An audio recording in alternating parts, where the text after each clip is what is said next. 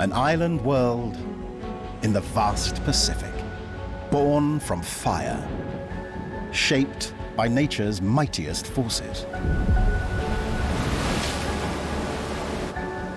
A land of astonishing beauty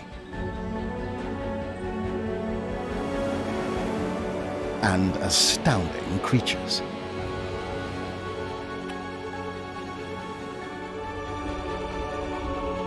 Creatures which are sometimes blessed by the island's abundance, and at other times must fight for resources.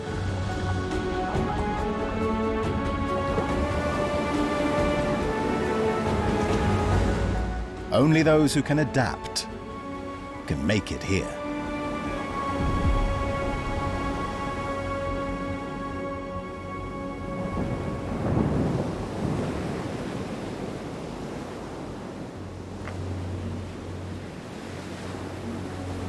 The marine iguana, a fierce-looking resident of the Galapagos Islands.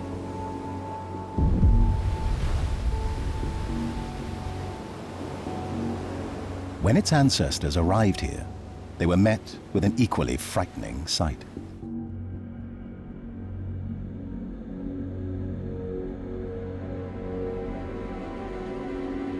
The first glimpse of the islands is anything but inviting.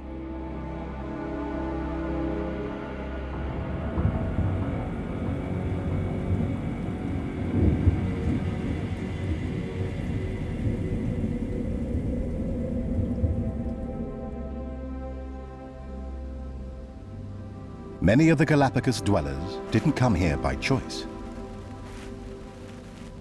Most are castaways.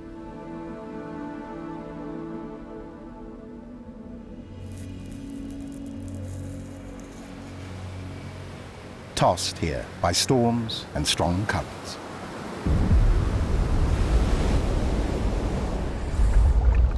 Saved by this rocky tip of an underwater volcano in the middle of the Pacific.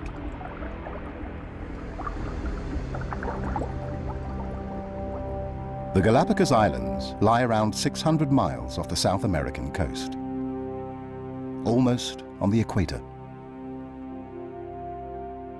It's an archipelago made up of 13 main islands and hundreds of small rocks and isles.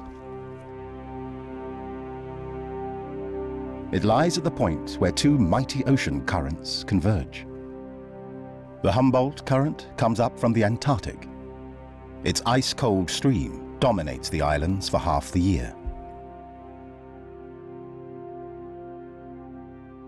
During the other 6 months, the Panama Current moves in from Central America, tropical and warm.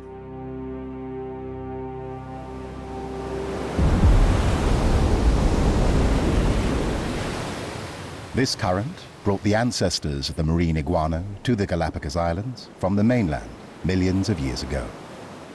Despite the odds, the mini dragons became an unlikely model for success. The prehistoric-looking creatures live only here.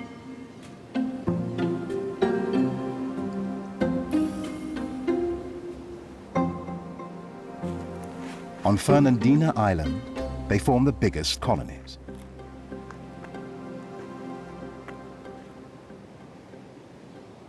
But their road to becoming super lizards has been rocky. Their ancestors first had to learn where to find food. These barren volcanic islands had no plants. The lizards had to think outside the rocks.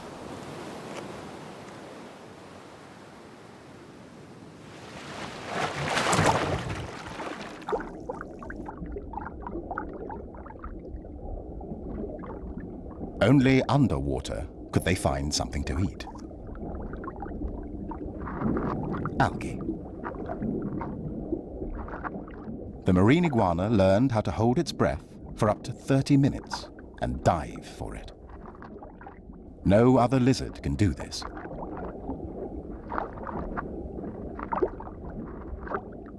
But now the Panama Current is stirring up trouble.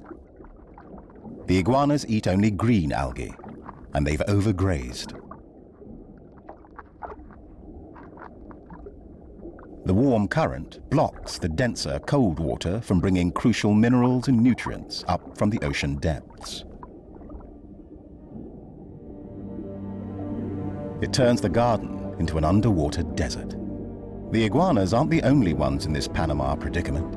Almost all the inhabitants suffer through this lean season. Those who can migrate.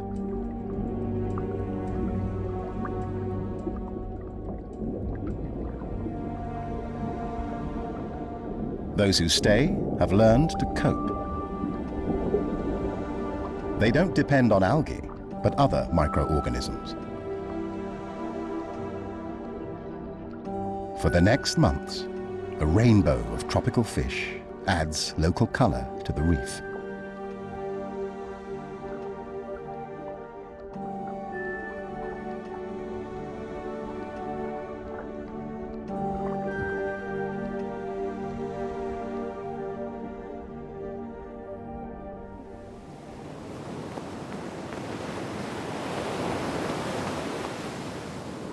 The Panama Current's reach doesn't stop at the shoreline.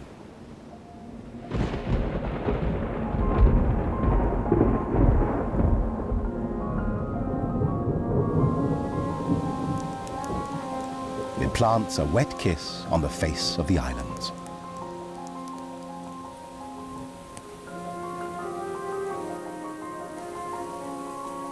The barren rocks begin to bloom, to the delight of the Galapagos carpenter bees.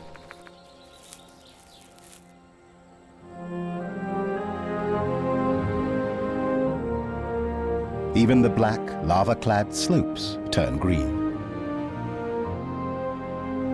And in the highlands, the forests soak up the moisture as if to never let it go.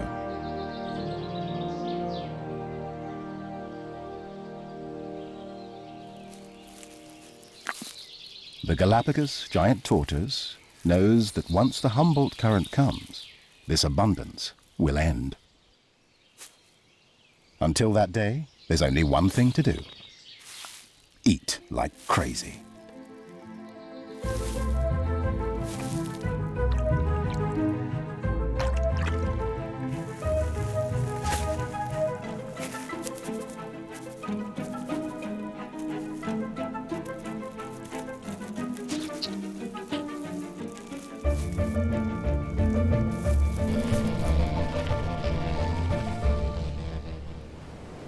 While the animals on the island enjoy this bounty, the sea dwellers fight for their lives.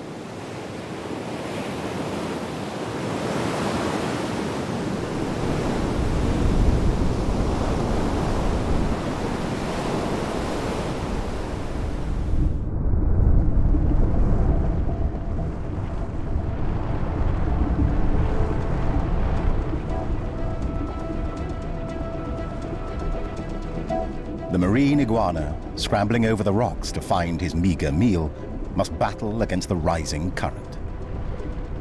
He uses all his strength just to stay in place as the water surges around him.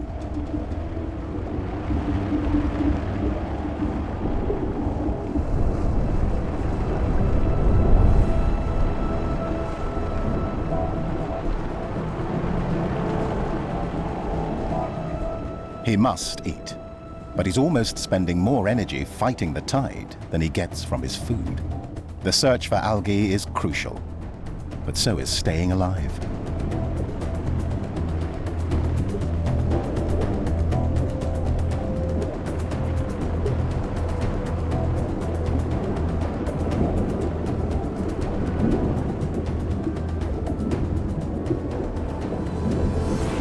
His strength is failing,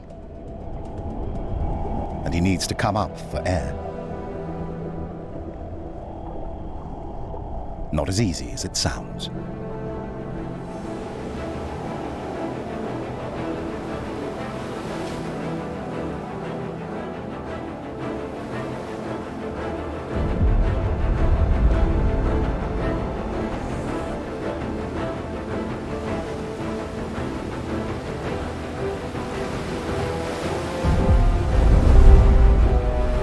Fighting the surf takes every last ounce of effort.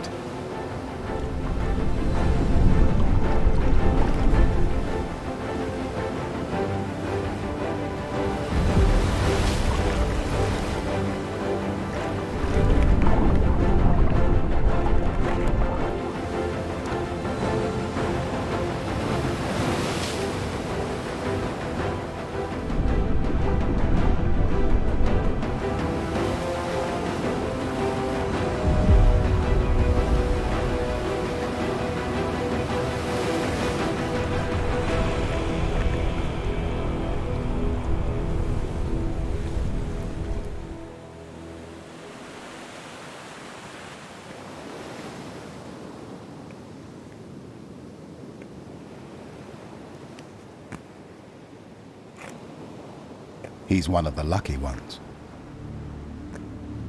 In life's relentless contest, many marine iguanas lose to the Panama Current.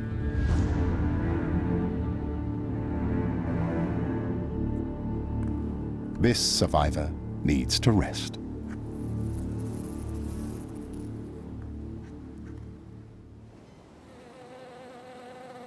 But the hot, humid current has another torment in store. Flies.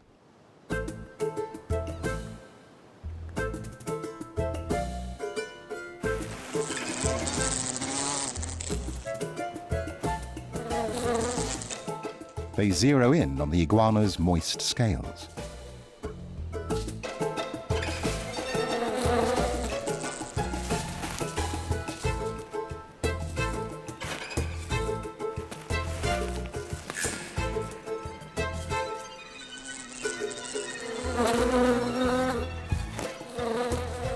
They're relentless.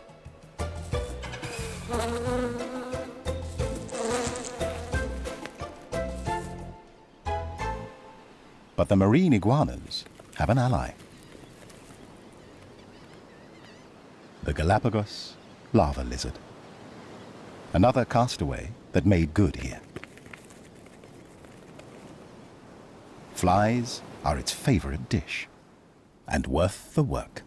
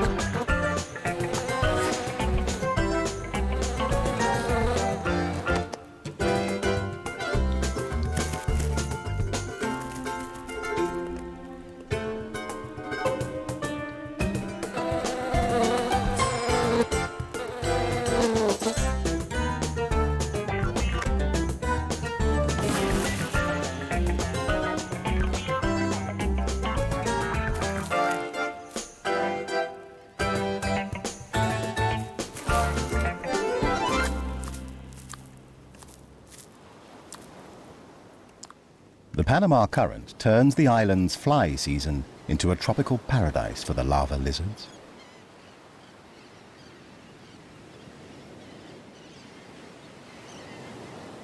But paradise doesn't last. The Panama Current has started to weaken, making room for the colder Humboldt Current to build. And along with it comes a tropical tourist. The green turtle. An algae eater as well. She has traveled over 600 miles to dine here. But it's a bit too early. The only algae here is on her shell.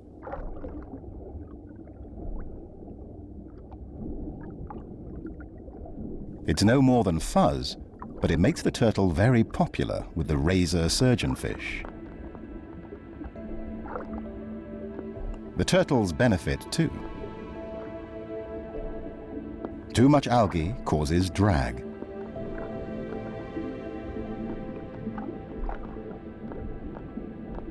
Once the surgeonfish have mowed the lawn, another specialist steps in. King angelfish come to gobble up parasites and small crustaceans that cannot hide anymore among the stripped down algae.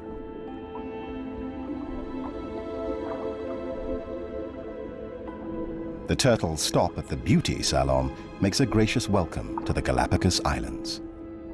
It would be even better if the water weren't so cold.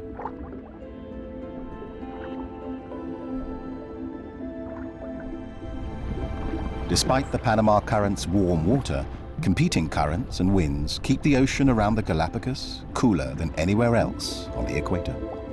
The tropical turtle faces a dilemma. Turtles love warm water, but their food grows where it's cold. Until dinner's served, the turtle wants to warm up. She ends her long annual journey at a curious place near the shore of Fernandina Island.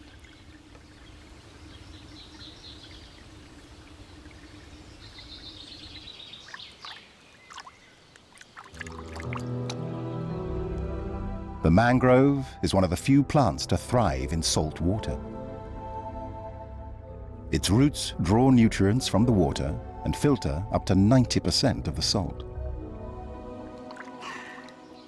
But that's not what appeals to the chilly turtle, taking a break from the high seas.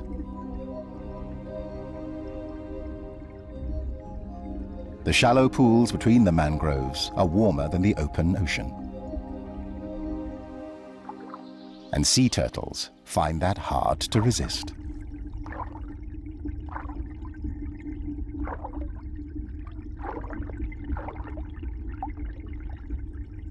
Once they get there, they aren't picky. In their hypothermic state, many just sink to the bottom and rest. Those who still have energy look for a grotto under the roots. Or just lean against them. The main thing is to get warm. They camp out, waiting for the Galapagos algae to grow, so they can get first crack at it.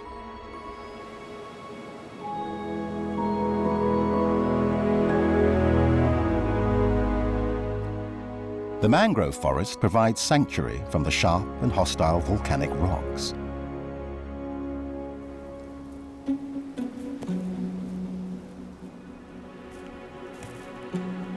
And where it reaches the ocean, a sharp-eyed predator is on the hunt. The Galapagos lava heron. The shorebird usually sticks to the mangroves, though sometimes he likes to step out for a little variety.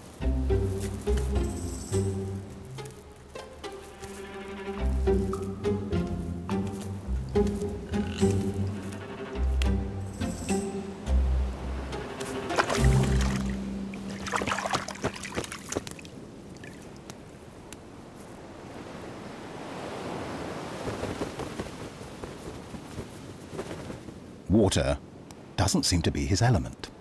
He avoids getting wet and looks for other prey. The crabs look good today.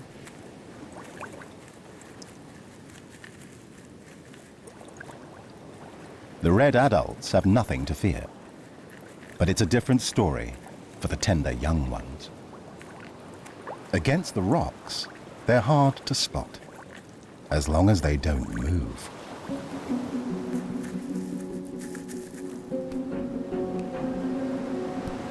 Game on.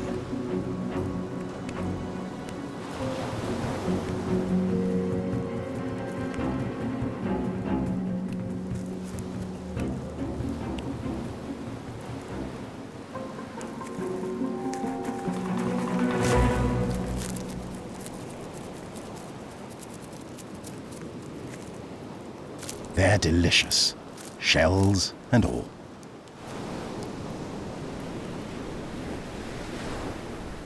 Over the steep cliffs of Hispaniola Island, a seasonal visitor casts a long shadow.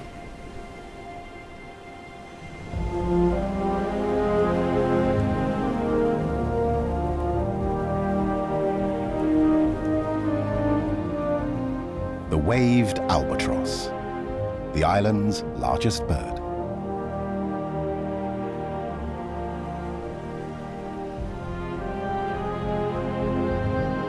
With a wingspan of more than 8 feet.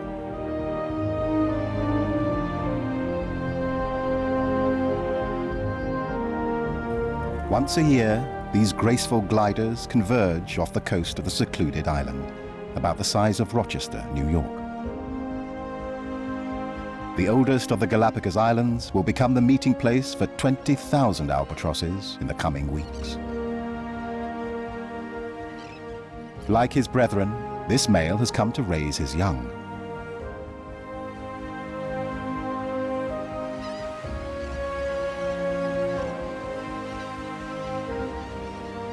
He spent 6 months gliding without touching solid ground.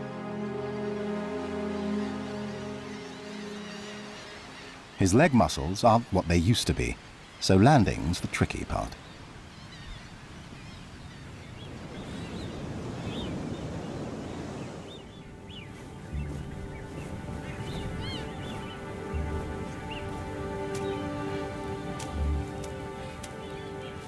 Walking takes some getting used to.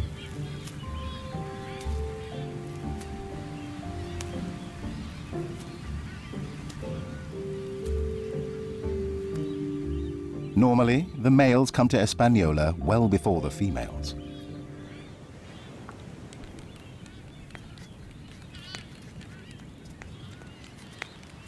He's late. Most of the couples have already found one another. Albatrosses mate for life, up to 30 years, and he knows his partner is waiting. But where is she?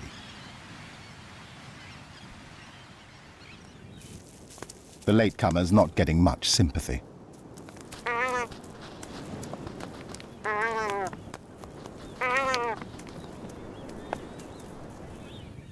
But he persists.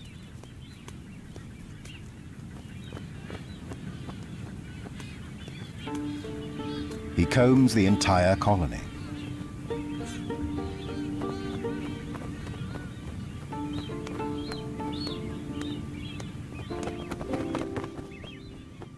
Has something happened to her?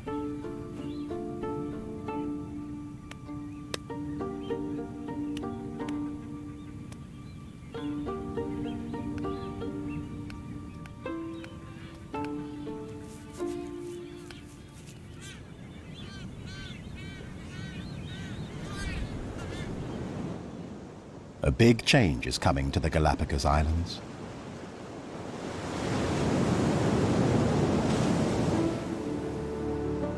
As the Humboldt Current gathers more strength.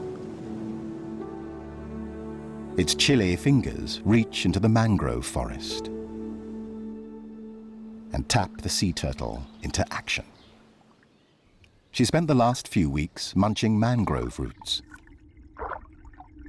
Now, the ocean calls.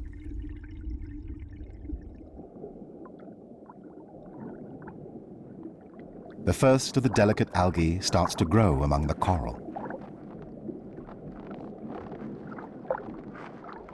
It thrives here like almost nowhere else in the tropical Pacific.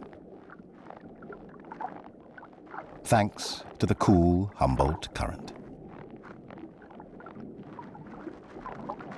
The luscious cold buffet motivates the turtle to make an exhausting journey. It's worth braving the shivering temperatures.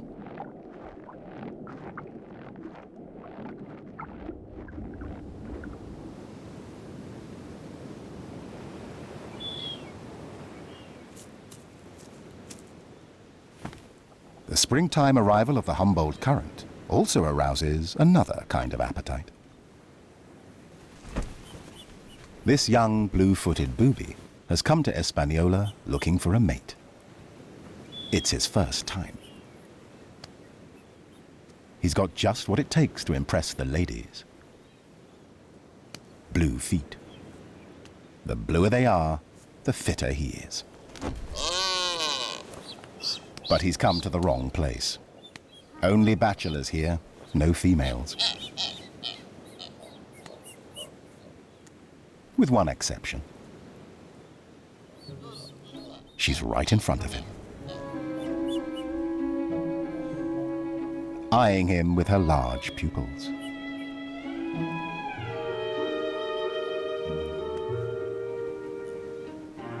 Her mate's also got his eye on him, and for good reason. Unlike albatrosses, boobies aren't loyal. The bachelor starts his seduction. It's working. She can't stop looking at his sexy blue feet. Her partner's only seeing red. They argue. And the bachelor makes his bold move.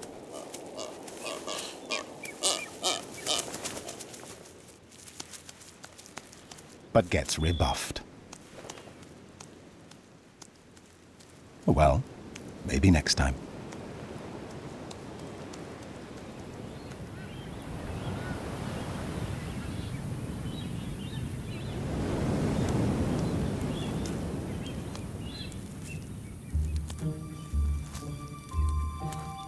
The male albatross is still looking for his mate.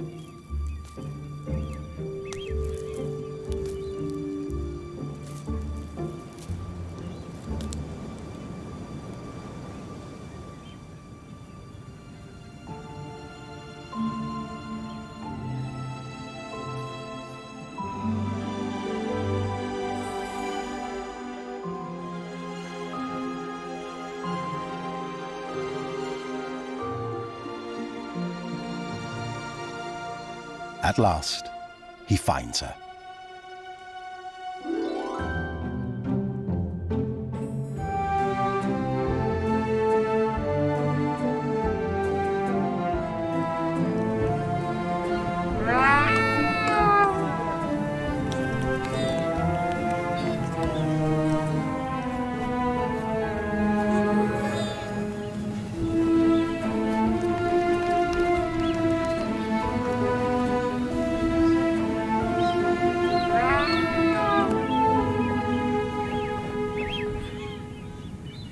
So late in the season, will they have enough time to raise a chick?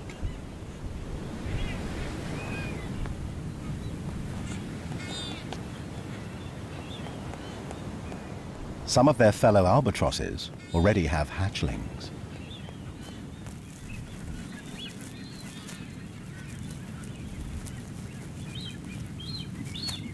From egg to chick takes about 2 months.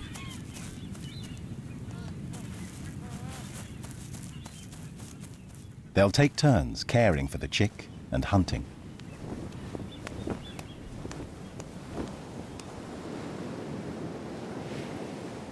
Unlike other seabirds, albatrosses fish far out on the ocean and are often away for weeks.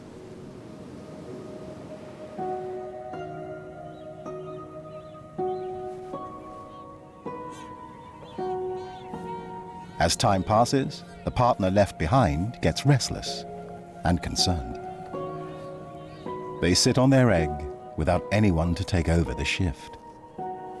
As days turn to weeks, they tire of wondering if their spouse will ever return. Some lose all hope.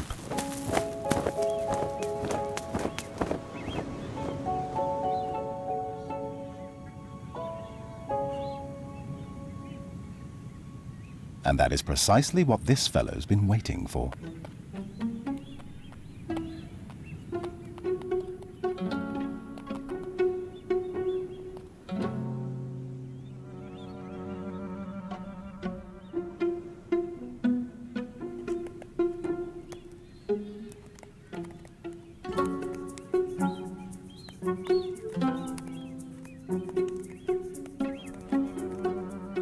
Galapagos mockingbirds have learned that the Humboldt Current brings the albatrosses, and albatrosses bring fresh eggs.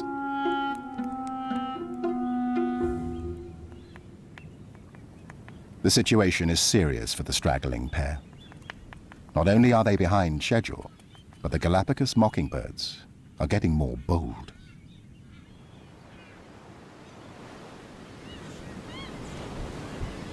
While the albatrosses try to defend their spot on the island, off the coast, the Humboldt Current brings in another wave of visitors.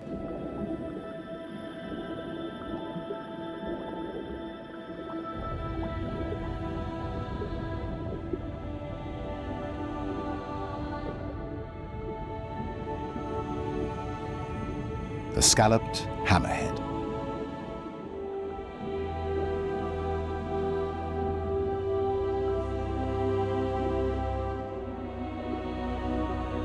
The largest congregation of these sharks in the world.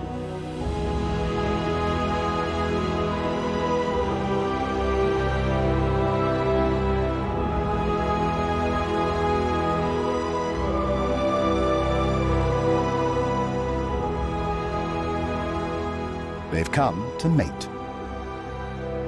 By the hundreds, females gather in the middle of the group, while the males stay on the edges.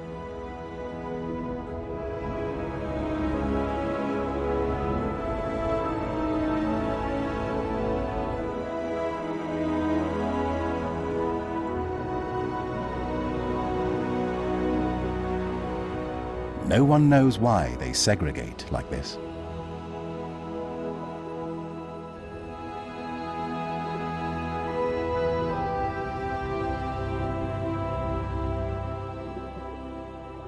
But after they mate, and before they disperse, there's one more thing to do. They head to nearby reefs to clean up. The females have small wounds around their gills. Love bites, made by the males getting a grip during their encounter.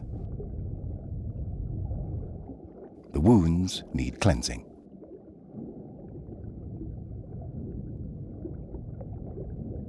Once again, the tropical fish take the job. The sharks tilt their bodies to show they're ready.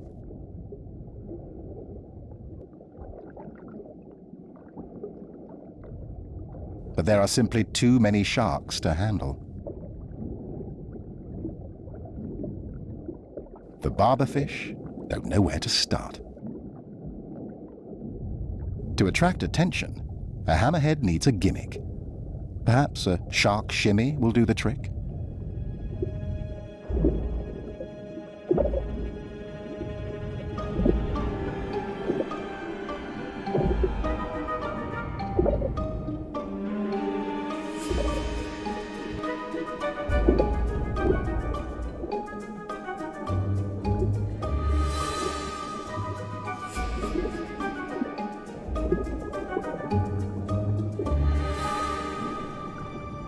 Despite the fancy fin work, only a few lucky sharks get selected.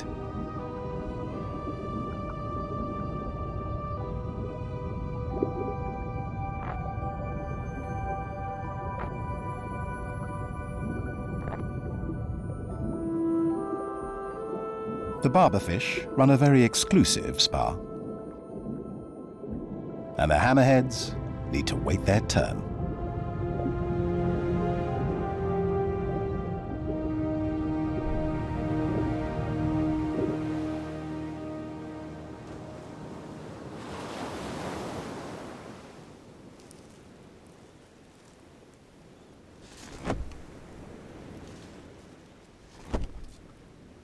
The young booby also needs to be patient. Still no females in sight. He's been scanning the sky for days and practicing his best moves.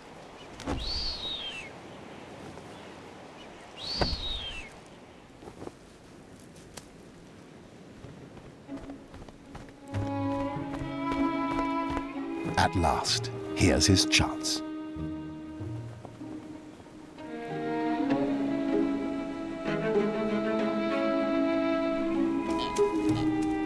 Better not blow it.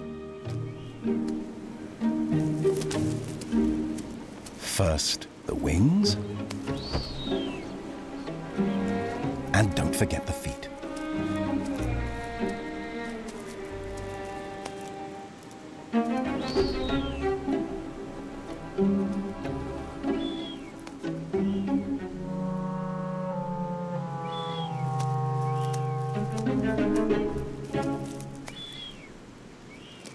She's underwhelmed.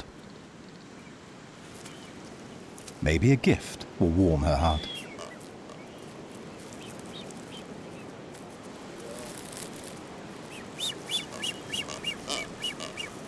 She's holding out for something better.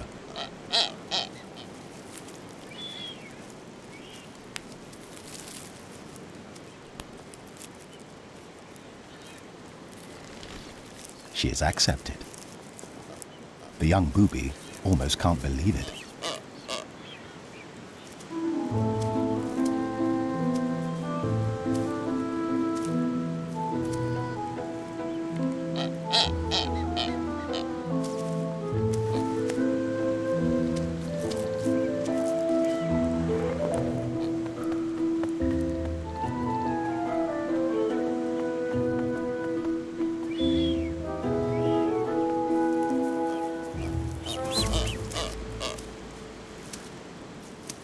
Mission accomplished. He'll become a father.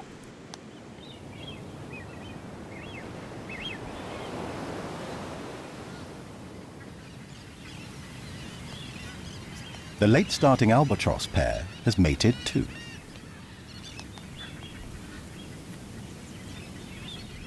After weeks of waiting, he urgently needs to fish.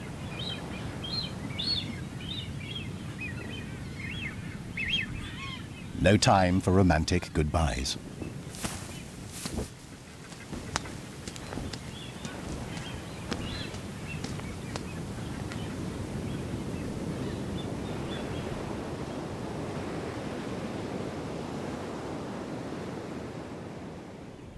She hides the precious egg under her plumage and will keep a careful watch on it, because the mockingbirds certainly are.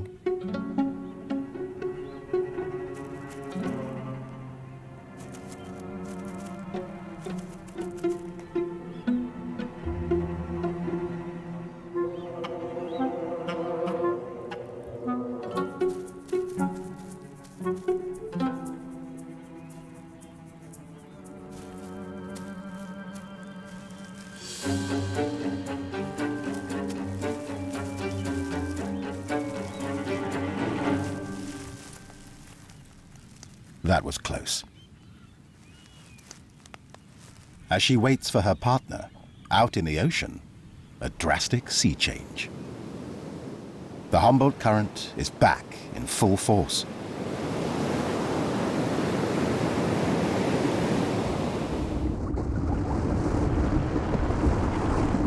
The water is murkier now. Food is instantly everywhere, courtesy of the cold water.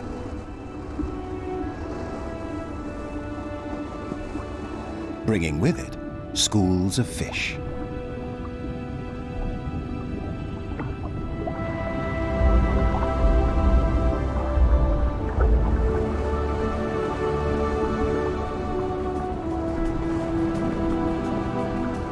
All of a sudden, the ocean off the Galapagos shimmers with life.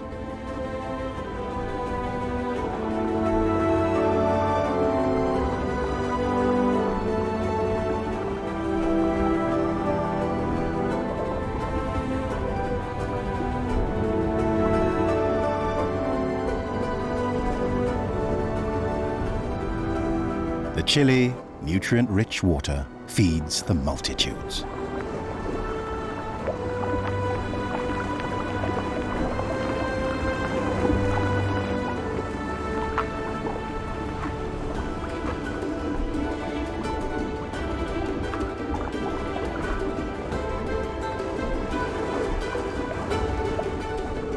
The marine iguana is back in business.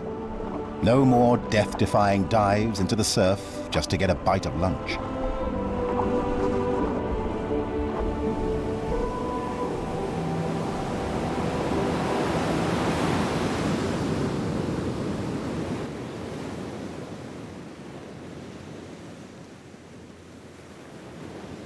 But just because their bellies are full doesn't mean their troubles are over.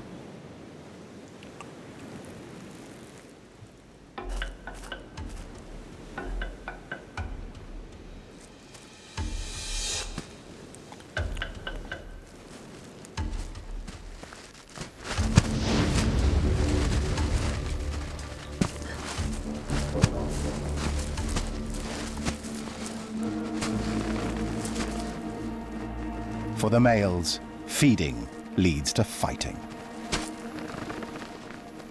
Like sumo wrestlers, they test their strength in the ring. The winner gains a little turf and the right to mate.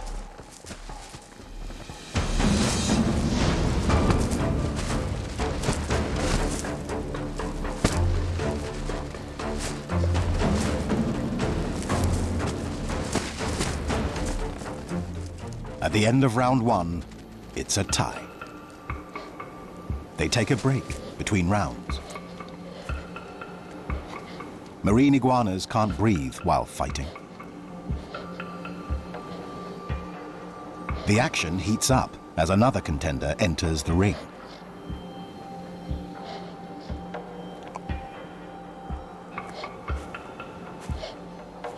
This is his big break.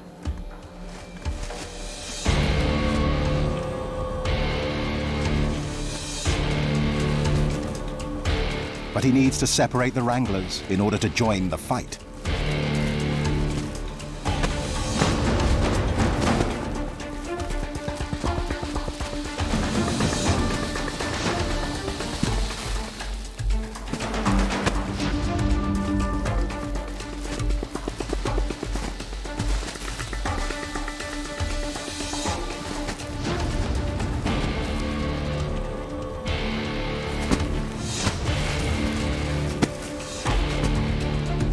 The bantamweight brawler doesn't have what it takes.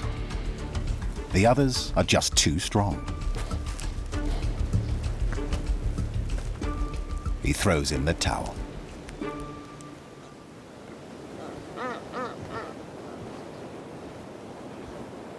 Prosperity has presented new challenges for the blue-footed boobies too. Their population has nearly doubled. The young are thriving. Some have only just hatched, while others test their wings for the first flight.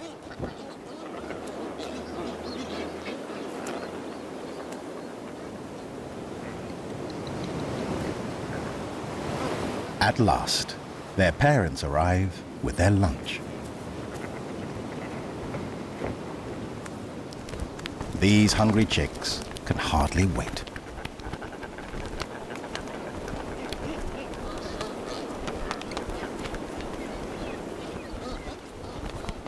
But here comes trouble.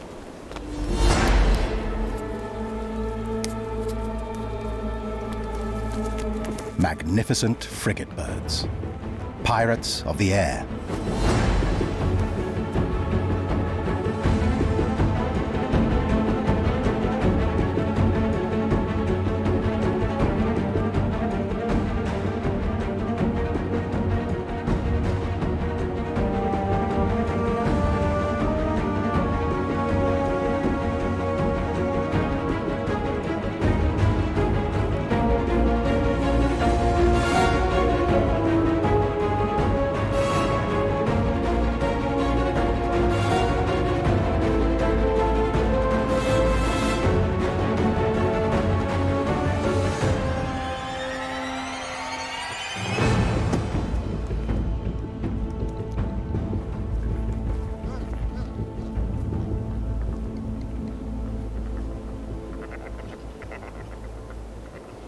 Awkward on land and sea, these aggressive, agile flyers rarely fish for themselves.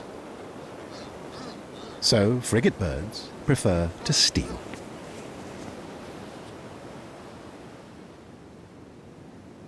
And there's nothing the blue-footed boobies can do about it.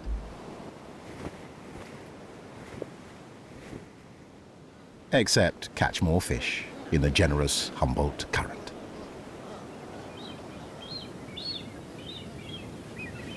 The albatrosses also suffer.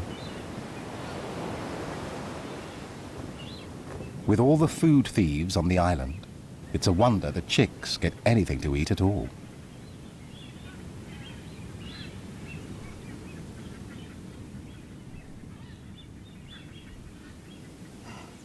In a few weeks, they'll be able to fly, but only if they eat heartily now.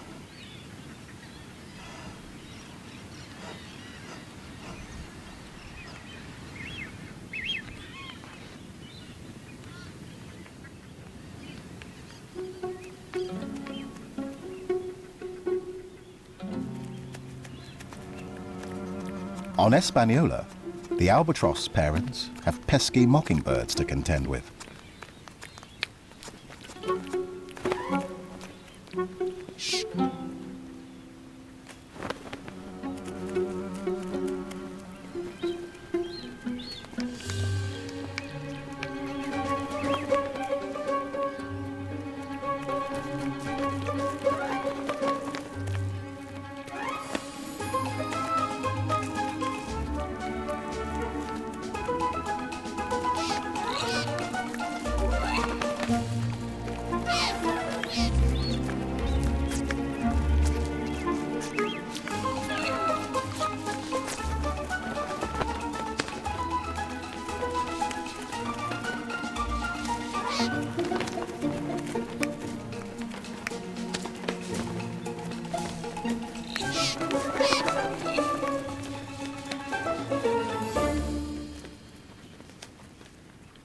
These avian annoyers are like ants at a picnic, only hungrier and more aggressive.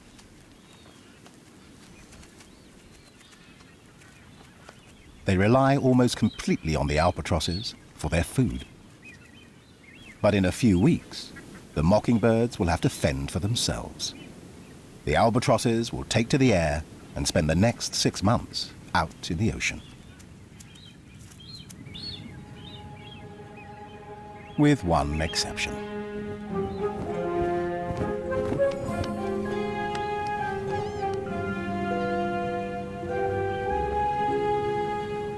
The chronically late male albatross is finally back.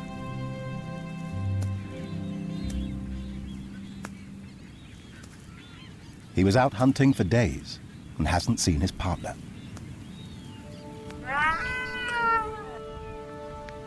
Leaving her to protect their egg from the onslaught of mockingbirds.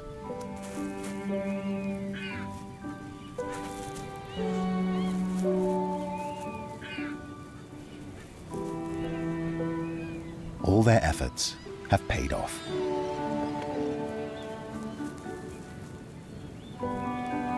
They're among the lucky ones, the inhabitants that have learned to survive here.